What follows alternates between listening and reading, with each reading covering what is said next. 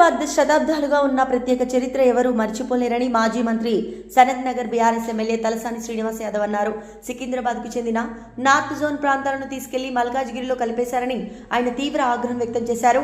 ఇది సికింద్రాబాద్ అస్తిత్వానికే ప్రమాదంగా మారుతుందని వ్యాఖ్యానించారు. ఈ నిర్ణయానికి వ్యతిరేకంగా కాంగ్రెస్ ప్రభుత్వంపై ప్రజలు గట్టిగా ఒత్తిడి తీసుకురావాలని ఆయన పిలుపునిచ్చారు.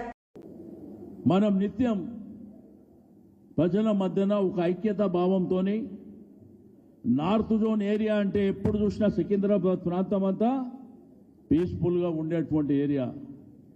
అందరూ కులాలకు మతాలకు అతీతంగా కలిసిమెలిసి ఉండేటువంటి ప్రాంతం. మన దగ్గర కమ్యూనల్ వైలెన్స్ ఎప్పుడు జరగదు. మనం అందరము చిన్నప్పటి నుంచి అన్ని మతాలను గౌరవించుకొని మరి పెరుగుతున్నటువంటి ప్రాంతాన్ని ఏదో నీ అబ్బ జాగిరైనట్టు నేను ముక్కలు చేస్తా అంటే నిన్ను ముక్కలు చేస్తాం బిడ్డ జాగ్రత్త అని చెప్పి నేను ఈ సందర్భంగా హెచ్చరిక చేస్తూ ఉన్నాను.